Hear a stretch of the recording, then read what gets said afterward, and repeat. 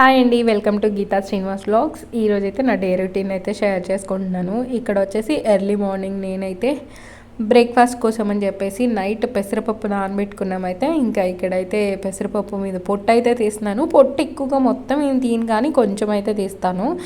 అంటే ఎలా తీయాలో నేను చూపిస్తాను చూడండి. చూసే ముందుగా అయితే మీరు ఎవరైనా నా ఛానల్ని ఫస్ట్ టైం చూస్తున్నట్టయితే ప్లీజ్ సబ్స్క్రైబ్ చేసుకోండి. అలాగే మీకు కనుక నా వీడియోస్ నచ్చినట్టయితే లైక్, షేర్, కామెంట్ చేయడం మాత్రం మర్చిపోద్దు. ఇక్కడ చూడండి, ఇలా మనం వాటర్లో తిప్పుతూ ఉంటే ఏమవుతుందంటే పొట్టు అనేది పైకి వచ్చేస్తుంది అనమాట. ఈజీగా తీసేయచ్చు. చూడండి ఎంత మంచిగా పొట్టు వచ్చిందో. ఈ పెసరపప్పు ఏంటంటే ఆల్రెడీ పప్పు చేసేసానమాట, గుళ్ళు కాదనమాట. అందుకని చెప్పేసి ఇంకా కొద్దిగా పొట్టే వస్తుంది, ఎక్కువ పొట్టు ఏమి రావట్లేదు. ఇలా క్లీన్ చేసుకోవడం వల్ల మనకి ఏంటంటే తక్కువ వాటర్ అనేది ఖర్చు అవుతుంది అనమాట. ఎక్కువగా వాటర్ యూజ్ చేయాల్సిన అవసరం లేదు. చూడండి, ఇలా అయితే కొద్దిగా పొట్టు అయితే నేను తీసేసాను. బాగా ఎక్కువగా తీయలేదు, కొంచెం ఉంది అక్కడక్కడ. పొట్టు ఉంటే మంచిగా మనకి ఫైబర్ వస్తుంది కదా, అందుకని అయితే నేను ఉంచేసాను. ఇక్కడ ఇంకా మిక్సీ జార్ తీసుకొని మిక్సీ జార్లో అయితే ఈ పప్పును అయితే వేసుకుంటున్నాను. ఒక 2 times అయితే మిక్సీ అయితే పట్టేసుకున్నాను. ఇందులో అయితే 1 ఇంచ్ అల్లం వేసుకున్నానండి. తర్వాత ఒక 3 పచ్చిమిర్చి అయితే వేసుకున్నాను. నేను ఫస్ట్ ఒక వాయి అయితే మిక్సీ పడుతున్నాను కదా, దాంట్లో పచ్చిమిర్చి, అల్లం అయితే వేసేసుకున్నాను. రెండోసారి చేసినప్పుడు అయితే ప్లెయిన్గా అయితే చేసేసుకున్నాను. ఇందులో మీరు ఇంకా కొత్తిమీర, కరివేపాకు రెబ్బలు, ఇంకా జీలకర్ర అవి కూడా యాడ్ చేసుకోవచ్చు. ఇంకా నేనైతే ఇక్కడ కొత్తిమీర కొద్దిగా వేసుకున్నాను. నా దగ్గర కొత్తిమీర అవైలబుల్గా ఉంది. ఇలా కొత్తిమీర, కరివేపాకు ఇవన్నీ వేసుకుంటే ఏంటంటే దోశ అనేది చాలా టేస్టీగా ఉంటుంది తినేటప్పుడు. ఇంకా ఇక్కడ మిక్సీ జార్ అయితే మూత పెట్టేసి నేను మిక్సీ పట్టేసుకుంటున్నాను. మెత్తగా పేస్ట్ మనం సేమ్ దోశ పిండి ఎలా వేసుకుంటామో అలాగే. ఇందులో కొంచెం బియ్యం కూడా వేసుకున్నాను, నేను చెప్పడం మర్చిపోయాను. నైటే బియ్యము పెసరపప్పు నానబెట్టుకున్నాను. ఇంకా చూడండి, ఈ కన్సిస్టెన్సీ వచ్చేదాకా అయితే పేస్ట్ చేసేసుకున్నాను. ఇదేంటంటే పులవాల్సిన పని లేదనమాట. నైట్ నానబెట్టేసుకొని పొద్దున్నే మిక్సీ చేసుకొని మనం డైరెక్ట్గా దోశ వేసేసుకోవచ్చు. ఇందులో ఇంకా పాలకూర కూడా మనం వేసుకొని మంచిగా దోశ చేసేసుకోవచ్చు అనమాట. ఇప్పుడైతే దోశ పిండి రెడీ అయిపోయింది కదా, ఈ లోపు అయితే పల్లీ చట్నీ చేసుకుందామని చెప్పేసి ఫస్ట్ పల్లీలు అయితే ఫ్రై చేసుకుంటున్నాను. ఇక్కడ మీరు తినే కారంను బట్టి పచ్చిమిర్చి కూడా యాడ్ చేసుకోవచ్చు. మేమైతే కొంచెం కారం తక్కువ తింటాం కదా, మా అమ్మ వాళ్ళు తింటారు కానీ మేము వచ్చాం కాబట్టి వాళ్ళు కూడా తక్కువగా తింటున్నారు అన్నమాట. ఇంకా ఇక్కడైతే తక్కువగానే 3 వేసుకున్నాను నేను పచ్చిమిర్చి. తర్వాత 1 రెబ్బ చింతపండు అయితే వేసుకున్నాను. కొంచెం పుల్లగా ఉంటే చట్నీ బాగుంటుంది కదా అని చెప్పేసి ఇంకా కొంచెం 1 రెబ్బ చింతపండు వేసాను. నేను అప్పుడప్పుడు టమాటాలు వేసి చేస్తాను కదా, టమాటాలు వేసినప్పుడు ఏంటంటే చింతపండుని స్కిప్ చేస్తాను. ఎలాగో టమాటాలు పుల్లగా ఉంటాయి కదా, అందుకని చెప్పేసి చింతపండు అయితే వేయను. తర్వాత అయితే ఒక 3 వెల్లుల్లి రెబ్బలు అయితే ఇలా వేసేసుకున్నాను. ఎక్కువగా ఉంటే ఎక్కువగా వేసేదాన్ని అనమాట. ఇంట్లో కొన్నే ఉన్నాయి, అందుకని చెప్పేసి మళ్ళీ కర్రీస్లో కావాలి కదా అని ఒక 3 అయితే ఈ చట్నీలో వేసి 1 గుప్పెడు పుట్నాలు అయితే వేసుకున్నాను. ఇంక ఇవి మంచిగా ఫ్రై చేసి చల్లార్చుకోవాలండి. చల్లారిన తర్వాత అయితే మనం చట్నీ చేసేసుకొని పోపు పెట్టేసుకోవడమే. ఇంకా ఇవి బాగా అయితే ఫ్రై అయిపోయినాయి. ఇంకా ఇవైతే చల్లగా అయిపోయినాయండి. నేను మిక్సీ జార్లోకి తీసేసుకుంటున్నాను. ఇంకా ఇక్కడైతే కొద్దిగా జీలకర్ర, కొంచెం సాల్ట్ అయితే వేసుకున్నాను. మీ టేస్ట్కి తగ్గట్టు సాల్ట్ అయితే అడ్జస్ట్ చేసుకోండి. ముందే నేను చింతపండు అలాగే వెల్లుల్లి రెబ్బలు వేసుకున్నాను కదా, అందుకని ఇక్కడైతే స్కిప్ చేసేసుకున్నాను. ఇందులో కొంచెం వాటర్ యాడ్ చేసుకొని మీకు ఏ కన్సిస్టెన్సీ కావాలో ఆ కన్సిస్టెన్సీ వచ్చేదాకా అయితే గ్రైండ్ చేసేసుకోండి. ఇక్కడైతే నాకు కొంచెం సాల్ట్ తగ్గిందనమాట, అందుకని మళ్ళీ కొద్దిగా సాల్ట్ అయితే వేసేసుకొని బాగా కలిపేసుకుంటున్నాను. తర్వాత అయితే పోపు పెట్టుకున్నాను. పోపులోకి వచ్చేసి కడాయిలో కొద్దిగా ఆయిల్ వేసుకొని ఆవాలు, జీలకర్ర, పచ్చిశనగపప్పు, కొంచెం మినపప్పు, కొంచెం కరివేపాకు, కొద్దిగా ఎండుమిర్చి అంటే 2 ఎండుమిర్చి అయితే ఇలా తుంచేసి వేసుకున్నాను. ఇది కొంచెం ఫ్రై అయిన తర్వాత అయితే ఇంకా చట్నీలో వేసేసుకొని బాగా కలిపేసి ఇంకా చట్నీ అయితే పక్కకు పెట్టేసుకున్నాను. ఇంకా చట్నీ అయితే రెడీ అయిపోయింది. ఇంకా కొంచెం మన దగ్గర పచ్చి కొబ్బరి ఉంటే పచ్చి కొబ్బరి కూడా వేసుకుంటే చట్నీ అనేది చాలా బాగుంటుంది అసలు టేస్ట్. ఇంకా ఇదైతే పక్కకు పెట్టేసి మనం ఇప్పుడైతే దోశలు వేసేసుకుందాము. ఇంకా ఈ దోశ బ్యాటర్లో అయితే నేను గ్రైండ్ చేసేటప్పుడు నేను సాల్ట్ వేయలేదు. ఇప్పుడైతే సాల్ట్ వేసేసి బాగా కలిపేసుకుంటున్నాను, అంటే టేస్ట్కి తగ్గట్టు వేసుకుంటున్నాను. ఇంకా ఇది కలిపేసుకున్న తర్వాత పెనం పెట్టుకొని మనం దోశలు వేసేసుకోవడమే. అచ్చం మన దోశలాగానే వస్తాయి. ఇది వచ్చేసి పచ్చ పెసల్లా కాదు, కొంచెం ఎల్లోయిష్గా ఉన్నాయి అనమాట. ఇంకా ఇక్కడైతే ఈరోజు ఎగ్ దోశ అలా ఏం లేదు, మామూలు దోశలే వేసుకుంటున్నాము. మామూలుగా దోశ అంటే నేను ఎగ్ దోశ ఉన్న రోజే దోశ చేస్తాను ఎక్కువ శాతం, ఎందుకంటే ఇంట్లో ఎగ్ దోశ ఇష్టపడతారు కాబట్టి ఎగ్ ఏ రోజు చేస్తామో ఆ రోజు దోశ చేస్తాను ఎక్కువ శాతం. ఇంకా ఇప్పుడైతే మామూలు దోశలే వేస్తున్నాను, పెసరట్టు కదా అందుకని చెప్పేసి. ఇంకా చూడండి ఎంత మంచిగా మనం మామూలుగా దోశలు ఎలా వేసుకుంటామో అలాగే వచ్చేస్తాయి అనమాట, మంచిగా ఫ్రై అవుతాయి. ఇంకా కొద్దిగా ఆయిల్ వేసుకున్నాను ఇక్కడైతే నేను. ఇంకా ఇక్కడ ఏంటంటే రెండు పక్కల మంచి కాల్చుకొని ఇంకా మనం సర్వ్ చేసేసుకుంటే అయిపోతుంది. మీరు ఇంకా క్యారెట్ తురుము కానీ బీట్రూట్ తురుము కానీ ఆనియన్స్ కానీ వేసుకోవచ్చు. నేనైతే అవేం వేయలేదు, ప్లెయిన్ దోశ వేసాను అనమాట. ఎందుకనంటే ఎండాకాలం బాగా ఎండలు వచ్చేసాయి, ఇక మాది రేకులు కదా అందుకని చెప్పేసి బాగా వేడొస్తుంది అనమాట. పొయ్యి దగ్గర ఎక్కువసేపు ఉంటే బాగా వేడిగా అనిపిస్తుంది, అందుకని చెప్పేసి తొందరగా అయితే ఇచ్చేసేసి ఇంకా బయటకైతే వచ్చేసాను అనమాట. ఇంకా మాకు మామిడి చెట్టు ఉంది, ఇంకా మామిడి చెట్టు కింద కూర్చొని ఉంటాం. ఇంకా ఈ 2 ప్లెయిన్ దోశలు అయితే వేసేసి ఇచ్చాను. తర్వాత ఇక్కడ చూడండి ఈ చిన్న ప్లేట్లోకి అయితే నేను ఈ దోశ వేస్తున్నాను. ఈ ప్లేట్ వచ్చేసి నాకు అన్నప్రాసన్నకి ఎవరో ఒక అంకుల్ పెట్టారంట. ఆ ప్లేట్లో మా పాపకి నేను దోశ వేసేస్తున్నాను అనమాట. నాకు ఈ ప్లేట్ బాగా ఇష్టం, ఈసారి వెళ్ళేటప్పుడు ఈ ప్లేట్ తీసుకెళ్ళిపోతాను. ఇంకా ఇదండి బ్రేక్ఫాస్ట్లోకి అయితే ఈరోజైతే దోశలతో అయితే మేము బ్రేక్ఫాస్ట్ అయితే చేసేసాము. ఇంకా ఈ దోశలోకి అయితే పల్లి చట్నీ అయితే చాలా సూపర్గా టేస్టీగా ఉందన్నమాట. ఇది వచ్చేసి బ్రేక్ఫాస్ట్. తర్వాత ఇంకా ఇక్కడ నేనైతే వంకాయ ములక్కాయ కర్రీ చేస్తున్నాను. ఈ వంకాయలు అస్సలు మాకు పూణేలో దొరకవండి, అసలు ఎన్నిసార్లు ట్రై చేసినా కానీ నాకు ఎప్పుడూ కనిపించలేదు. నేనున్న 6 సంవత్సరాల్లో ఒక్కసారి కూడా చూడలేదు నేనైతే. అంటే రెడ్ కలర్లో ఉంటాయి, లేదంటే గుత్తి వంకాయలు ఉంటాయి అన్నమాట. ఇలా పొడుగు వంకాయలు ఈ కలర్ అయితే మాకు దొరకవు. ఇంకా ఇక్కడ నేనైతే మంచిగా చిన్నగా కట్ చేసేసుకొని 4 ముక్కలుగా అయితే కట్ చేసుకుంటున్నాను. ఇది వచ్చేసి వంకాయ ములక్కాయ కదా ఇగురులాగా చేస్తున్నాను అనమాట. చాలా అంటే చాలా టేస్టీగా ఉంది. ఇక్కడ మా పాప కెమెరాని కదిలిస్తానే ఉంది, అందుకే వీడియో అయితే షేక్ అవుతా ఉందన్నమాట. ఇంకా వంకాయలు మంచిగా కట్ చేసేసుకొని నేనైతే ఇక్కడ వాటర్లో వేసుకుంటున్నాను. వాటర్లో అయితే నేను సాల్ట్ వేసుకుంటాను, ఎందుకంటే వంకాయలు చేదు వచ్చేస్తాయి అంటే సాల్ట్లో వేయకపోతే. ఇంకా ఇందులో పుచ్చులు కానీ ముదురుగా కానీ ఏమీ లేవండి, లేతగా ఉన్నాయి మంచిగా కాయలు అయితే. కొద్దిగా ఒక దగ్గర అయితే పుచ్చు వచ్చింది, ఇంకా అది తీసేసాను.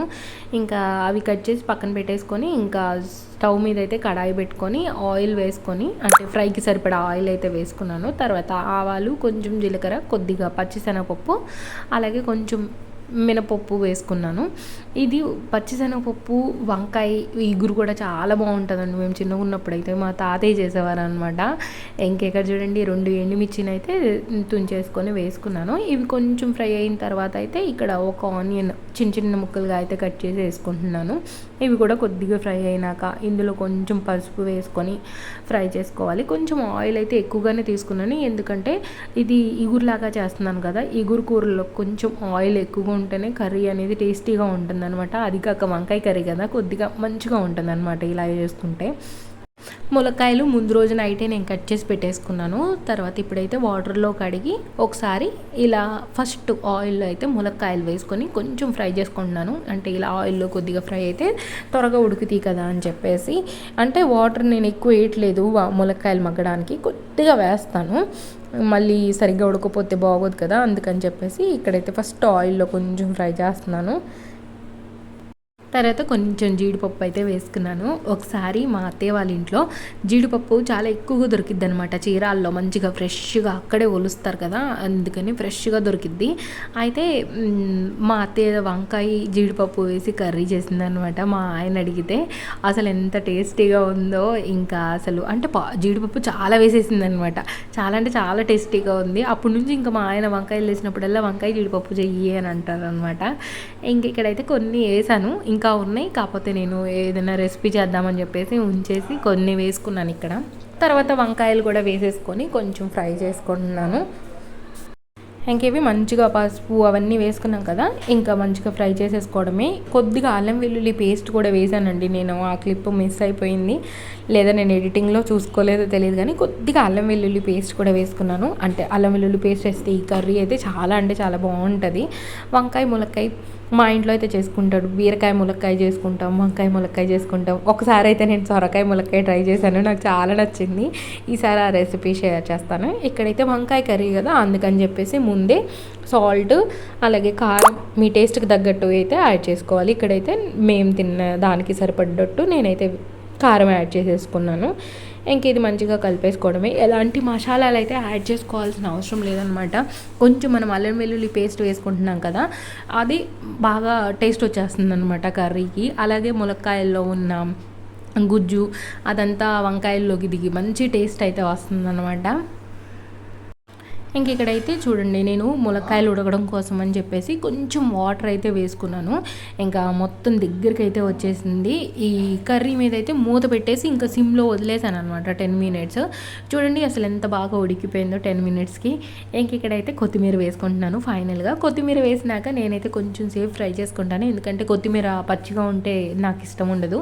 కొంచెం ఫ్రై అయితే బాగుంటుంది, అందుకోసం అని చెప్పేసి నేనైతే ఇక్కడ కొద్దిసేపు అయితే కొత్తిమీరను కూడా ఫ్రై చేసేసుకొని ఇంకా కర్రీ మీద అయితే మూత పెట్టేసి పక్కకు పెట్టేసుకున్నాను. ఈరోజు లంచ్లోకి వచ్చేసి వంకాయ ఫ్రై అలాగే రైస్తో అయితే తినేసాము.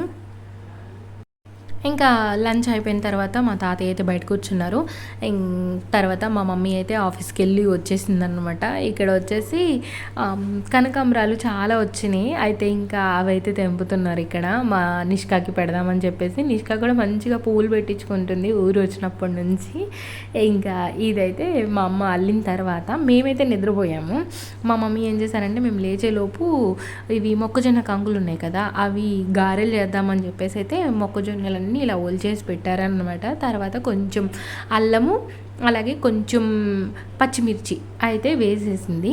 ఇక్కడ మిక్సీ చేసేటప్పుడు కొంచెం జీలకర్ర కొద్దిగా కరివేపాకు కూడా వేశారు. కాకపోతే నేనేంటి అంటే వీడియో తీయలేదనమాట, నేను అప్పుడు కిందకి వెళ్ళాను. మా అమ్మ ఆలోపు మిక్సీ వేసేసారు. ఇంకా లేకపోతే మీకు రెసిపీ మొత్తం షేర్ చేసేదాన్ని ఎలా చేశారు అని. ఇక్కడైతే మంచిగా చూడండి మిక్సీ అయితే మంచిగా అవుతుంది గ్రైండ్. ఇంకా ఇదంతా అయిపోయినాక మళ్ళీ ఒకసారి అయితే కొంచెం కరివేపాకు వేసుకున్నారు. పైనుంచి ఆనియన్స్ వేద్దామనింది కానీ వద్దు, మళ్ళీ వేస్తే మళ్ళీ అవి మాడినట్టుగా ఉంటాయి అని చెప్పేసి ఇంకా నేను వద్దన్నాను. ఎందుకంటే ఆల్రెడీ గ్రైండ్ చేశారు, అప్పుడు వేసారు కదా. తర్వాత ఇక్కడ కొద్దిగా కరివేపాకు కొంచెం జీలకర్ర అయితే వేసి మంచిగా కలిపేసుకున్నారు. ఇంకా తర్వాత అయితే ఇంకా నేను వడలైతే వేసేసాను. మమ్మీకి కొంచెం కాలు నొప్పిగా ఉందైతే తనని నువ్వు కూర్చో నేను వేస్తానులే అని చెప్పేసి ఇంకా గారెలు అయితే నేనే వేసేసాను అనమాట.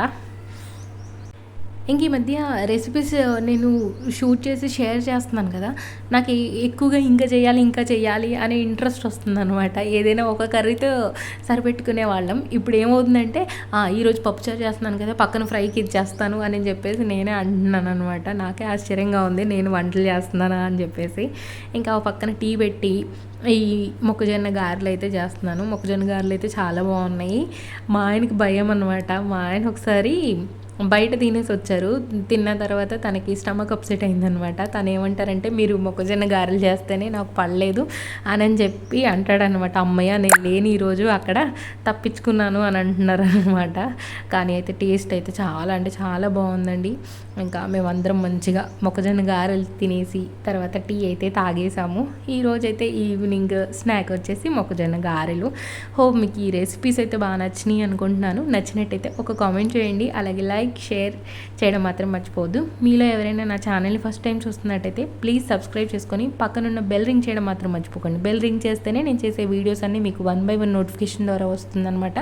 ఇంకా మీరు ఏ వీడియోస్ అనేవి మిస్ అవ్వరు. అలాగే నేను వ్లాగ్స్కి ముందైతే వెయిట్ లాస్ జర్నీ అయితే చేశాను.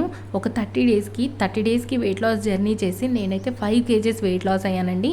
మీలో ఎవరైనా వెయిట్ లాస్ అవ్వాలి అనుకుంటే నా ఒక్కసారి ప్లేలిస్ట్ చెక్అవుట్ చేసేసి అందులో వెయిట్ లాస్ జర్నీ అని ఉంటుంది, అది క్లిక్ చేస్తే మీకు 30 వీడియోస్ అయితే వస్తాయి.